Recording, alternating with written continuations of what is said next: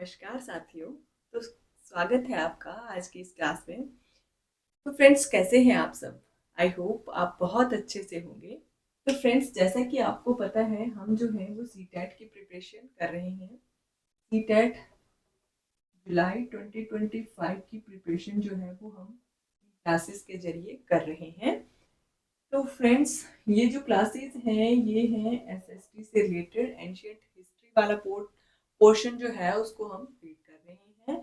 और ये सीटेट को लेकर क्लास है, क्लास नंबर 12। ठीक है, क्लास नंबर 12 है ये। इसके पहले मैं जो है 11 क्लासेस आपके साथ जो है वो शेयर कर चुकी हूँ। तो फ्रेंड्स, आज की क्लास जो है वो बहुत ज़्यादा इम्पॉर्टेंट रहने वाली है। क्यों रहने वाली है? वैसे तो सभी क्लासेस जो है वो बहुत इम्पॉर्टेंट है, क्योंकि उनमें जो है मैं आपके लिए टॉपिक वाइज मोस्ट इम्पॉर्टेंट जो फैक्ट है वो आपके साथ शेयर कर चुकी हूँ।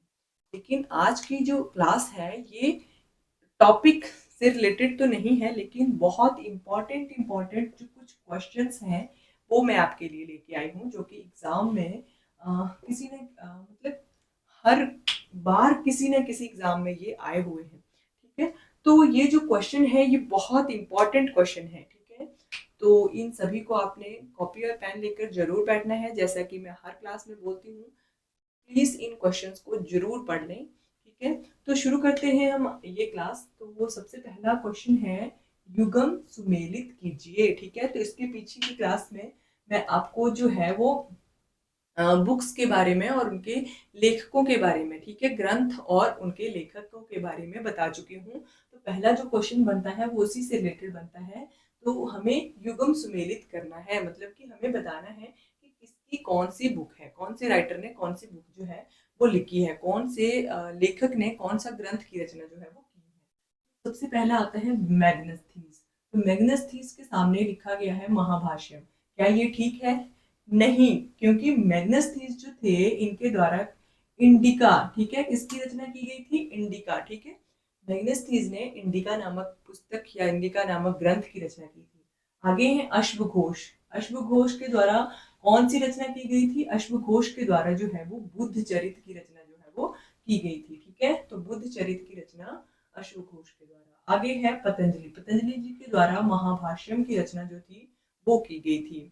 आगे है विशाखादत्त। विशाखादत्त बचते हैं तो ये मुद्रा राक्षस इनकी पुस्तक थी। ठीक है, तो पीछे की क्लास अगर आपने नहीं देखी है, मोस्ट इम्पॉर्टेंट है, क्योंकि उसमें सभी ग्रंथ मोस्ट इम्पॉर्टेंट जो ग्रंथ हैं उनको मैं आपके साथ शेयर कर चुकी हूँ। तो प्लीज उस क्लास को जाकर जरूर देख लें। तो ये हमें पता चल गया, मैग्नस थीस के द्वारा इंडिका, अश्वघोष के द्वारा बुद्ध चरित और पतंजलि के द्वारा महाभाष्यम और विशाखादत्त के द्वारा मुद्रा राक्षस, ये जो ग्रंथ थे इनकी रचना इनके द्वारा की गई थी। ठीक है, तो ये हमारा युगम जो है वो सम्मिलित हो गया। नेक्स्ट क्वेश्चन है हमारा दूसरा क्वेश्चन की सबसे पुरानी जो पांडुलिपियां थी वो किस पर लिखी जाती थी?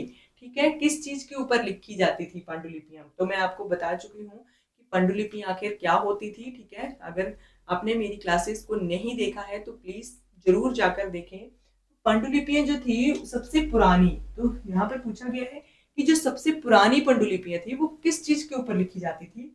तो वो लिखी जाती थी ताड़ पत्रों के ऊपर। ठीक है, जो ताड़ के पत्ते होते थे, ताड़ नामक वृक्ष के जो पत्ते होते थे उनके ऊपर जो थी वो पांडुलिपियां जो थी वो लिखी जाती थी। और एक और चीज मैं आपको बता चुकी हूँ पिछली क्लास में कि क्या था, और ये था कि हिमालय में उगने वाले बर्च नामक वृक्ष जो होते थे उनकी जो छाल थी उसको उतारकर उसके ऊपर भी पांडुलिपियों की रचना जो थी वो की जाती थी। तो सबसे पुरानी लिखी जाती थी ताड़पत्रों के ऊपर। आपने यही याद रखना है कि जो सबसे पुरानी थी वो ताड़पत्रों के ऊपर लिखी जाती थी। तो फ्रेंड्स, अगर आप मेरे चैनल पर नए आते हो तो प्लीज चैनल को सब्सक्राइब जरूर कर लें और अपने फ्रेंड्स के साथ भी मेरी इन क्लासेस को शेयर करना बिल्कुल भी ना भूलें। ठीक है, तो आगे है क्वेश्चन नंबर 3 कि भारत में खोजा गया सबसे पुराने शहर का क्या नाम था? ठीक है, तो भारत में सबसे पहले जो शहर खोजा गया था, सबसे पुराना शहर आपने बताना है कि भारत में सबसे पुराना जो शहर था वो खोजा गया था, वो कौन सा शहर था? वो था हड़प्पा शहर। ठीक है, ये आपने जरूर याद रखना है, हड़प्पा शहर था ये। ठीक है, आगे है कि हड़प्पा के निवासी जो थे वो जनजातीय थे या शहरी? तो ये तो क्वेश्चन हमारा जो है वो पिछले क्वेश्चन से ही क्लियर हो गया कि पिछले क्वेश्चन में ये पूछा गया है कि सबसे पुराना शहर तो हमारा क्वेश्चन ये क्लियर हो गया कि हड़प्पा जो था वो शहर ही था, ना कि एक जनजातीय क्षेत्र था। ये क्या था? ये था शहर। ठीक है, शहरी थे हड़प्पा के निवासी। कैसे थे? ये शहरी थे, जनजातीय और ग्रामीण तो नहीं थे, ये शहरी थे। क्योंकि हमारा क्वेश्चन तो पिछले क्वेश्चन से ही क्लियर हो जाते हैं कि भारत में खोजा गया सबसे पहला शहर कौन सा था। तो शहर जो था वो हड़प्पा था। तो हड़प्पा के निवासी क्या हुए? वो शहरी ही हुए। ठीक है, तो यहाँ से हमारा जो क्वेश्चन है वो क्लियर हो जाता है। आगे है वेद। तो वेद के बारे में पूछा गया है। वेद शब्द का अर्थ क्या होता है? वेद शब्द का अर्थ जो होता है वो ज्ञान होता है। ठीक है, तो वेद शब्द का अर्थ ज्ञान होता है। हमारे कितने वेद हैं? हमारे 4 वेद हैं, ऋग्वेद, सामवेद, अथर्ववेद और यजुर्वेद। इन सभी के नाम भी आपने याद रखने हैं। ठीक है, सबसे पुराना वेद जो है वो है ऋग्वेद, उसका भी नाम आपने याद रखना है। आगे का क्वेश्चन जो है ये है, प्रसिद्ध गायत्री मंत्र जो है ये कहाँ से लिया गया है? जो गायत्री मंत्र है हमारा, ओम भूर्भुवः स्वः तत्सवितुर्वरेण्यं भर्गो देवस्य धीमहि धियो यो न प्रचोदयात्। ये हमारा गायत्री मंत्र है। मैक्सिमम हर स्कूल की प्रेयर में ये मंत्र जो है वो बच्चों को सुबह सुबह बुलवाया जाता है। ठीक है, तो ये जो गायत्री मंत्र है ये आखिर आया कहाँ से है? इसको कहाँ से लिया गया है? तो इसको लिया गया है ऋग्वेद से। ऋग्वेद में आपको बता चुकी हूँ कि ऋग्वेद जो है ये सबसे पुराना वेद है। ठीक है, हमारे चारों वेदों में ये सबसे पुराना वेद है ऋग्वेद। ठीक है, तो ये इसमें से लिया गया है गायत्री मंत्र, ये भी आपने याद रखना है। आगे है कि भारत में जो वर्ण व्यवस्था बनाई गई थी, आपको पता है कि वर्ण व्यवस्था बनाई गई थी। भारत में कितने प्रकार के वर्ण हैं? भारत में 4 प्रकार के वर्ण हैं, ब्राह्मण, क्षत्रिय, वैश्य और शूद्र। ठीक है, तो ये जो वर्ण बनाए गए थे ये क्यों बनाए गए थे? ये जो वर्ण व्यवस्था थी वो क्यों की गई थी? ऐसा नहीं था कि किसी को नीच दिखाने के लिए या किसी को अमीर दिखाने के लिए ये व्यवस्था की गई थी। नहीं, ऐसा बिल्कुल भी नहीं है। ये जो व्यवस्था है ये क्यों बनाई गई थी, यहाँ क्वेश्चन पे पूछा गया है। तो ये व्यावसायिक श्रम विभाजन के लिए बनाई गई थी, ताकि जो व्यक्ति अपना अपना काम जो है वो अपने अपने काम का निर्वाह अच्छे से कर पाए। ठीक है, ब्राह्मण को ब्राह्मण वाले काम दे दिए, क्षत्रिय को क्षत्रिय वाले काम दे दिए, अब जो वैश्य थे उनको वैश्य वाले काम दे दिए, और जो शूद्र थे उनको जो था वो तीनों ही जो वर्ण थे उनकी सेवा का काम जो था वो सबसे नीचे वाले जो वर्ण था उसको दे दिया गया। ठीक है, तो व्यावसायिक श्रम विभाजन के लिए ये जो वर्ण व्यवस्था थी वो की गई थी। लेकिन बहुत सारी जगहों पे ये माना जाता है कि किसी को अमीर और गरीब दिखाने के लिए ये वर्ण व्यवस्था बनाई गई थी। नहीं, ऐसा बिल्कुल भी नहीं है। केवल व्यावसायिक श्रम के विभाजन के लिए ये व्यवस्था जो थी वो बनाई गई थी। ठीक है, तो नेक्स्ट क्वेश्चन है कि हड़प्पा वासी जो थे ये किस वस्तु का प्रयोग में सर्वप्रथम थे? कौन सी ऐसी चीज थी जिसका सबसे पहले इन्होंने प्रयोग किया था? ठीक है, तो सबसे पहले जो प्रयोग किया गया था वो था कपास का। कपास का इनके द्वारा ही सबसे पहले प्रयोग किया गया था। ठीक है, इसके पहले के जो भी लोग थे या जो भी थे उनको जो था वो कपास के बारे में जानकारी नहीं थी। तो ये हड़प्पा वासी जो थे इन्होंने सर्वप्रथम कपास का प्रयोग जो था वो किया था। नेक्स्ट क्वेश्चन है कि हड़प्पा का स्थल किस नदी के तट पर अवस्थित है? हड़प्पा का स्थल जो है वो कौन सी नदी के तट पर स्थित है? तो हड़प्पा जो है ये रावी नदी के तट पर स्थित है, ये भी आपने याद रखना है। रावी नदी के स्थल पर ये अवस्थित है। कौन सा? हड़प्पा, जो कि भारत में खोजा गया सबसे पुराना शहर है। ठीक है, तो ये क्वेश्चन बनते हैं यहाँ से, मोस्ट इंपॉर्टेंट क्वेश्चन है, इनको जरूर पढ़ के जाना है आपने एग्जाम में। तो आगे नेक्स्ट क्वेश्चन है कि कौन सा अन्न जो है ये मनुष्य के द्वारा सबसे पहले प्रयोग में लाया गया था? जो मनुष्य थे उनके द्वारा सबसे पहले जो कौन सा अन्न जो है वो खाने के लिए सबसे पहले प्रयोग किया गया था? क्योंकि मैं आपको बता चुकी हूँ कि जो पहले पाषाण युगीन जो मानव थे, आदि मानव उनको कहा जाता था, वो क्या करते थे? उनको आग के बारे में जानकारी नहीं थी, वो केवल शिकार के ऊपर निर्भर रहते थे, वो जंगली जानवरों का शिकार करते थे, उनको आग के बारे में जानकारी नहीं थी, तो वो क्या करते थे कि वो मांस को कच्चा ही खाया करते थे। धीरे धीरे जो सुधार होने लगा मानव जीवन में, तो धीरे धीरे जो मानव है उसने आग की खोज करी, उसने जो है वो मांस को पकाकर खाना शुरू कर दिया। धीरे धीरे उसको और समझ आने लगी, तो उसने जो है वो अन्न का प्रयोग करना भी शुरू कर दिया। तो सबसे पहले कौन सा अन्न जो था वो मनुष्य के द्वारा प्रयोग किया गया था? तो वो था जौ। ठीक है, उसको यब भी कहा जाता है। ठीक है, जौ जो होते हैं उनका प्रयोग सबसे पहले मनुष्य के द्वारा अन्न के रूप में सबसे पहले किया गया था, या जौ, या इसको यब भी कहा जाता है। आगे है कि ऋग्वेद की रचना जो थी, ऋग्वेद की मूल रचना जो थी वो कौन सी भाषा में हुई थी? ठीक ठीक है। तो ऋग्वेद की रचना, जो कि सबसे पुराना वेद है हमारा चारों वेदों में, तो इसकी रचना जो हुई थी वो संस्कृत भाषा में हुई थी। सबसे पहले जो मूल रचना इसकी हुई थी वो संस्कृत भाषा में ही हुई थी। मैक्सिमम जितने भी पुराने से पुराने ग्रंथ हैं उनकी रचना संस्कृत भाषा में ही हुई थी, क्योंकि ऋषि मुनि जो थे वो संस्कृत भाषा का ही यूज करते थे। ठीक है, तो ये आपने याद रखना है कि ऋग्वेद की रचना जो थी वो संस्कृत भाषा में हुई थी, और ऋग्वेद हमारा सबसे पुराना वेद है, और ऋग्वेद से गायत्री मंत्र को लिया गया है। ठीक है, ये भी आपने याद रखना है। आगे है कि गुप्त साम्राज्य जो था या गुप्त राजवंश जो था ये किसके लिए प्रसिद्ध था। ये जो गुप्त राजवंश था या गुप्त साम्राज्य था, इसको स्वर्ण काल भी कहा जाता है। क्यों कहा जाता है? क्योंकि इस काल में सबसे ज्यादा कला और स्थापत्य जो था वो हुआ था। ठीक है, तो कला का जो स्थापत्य हुआ था वो सबसे ज्यादा इसी काल में हुआ था। गुप्त काल या गुप्त साम्राज्य जिसको कहा जाता है, ये भारत का स्वर्ण काल भी कहा जाता है। ठीक है, तो कला जो सबसे निखर कर आई थी इसी काल में आई थी। ठीक है, तो इसलिए ये कला के लिए प्रसिद्ध है। आगे है कि भारतीय उपमहाद्वीप में सबसे पहले सोने के सिक्के जो जारी किए थे वो किसने किए थे।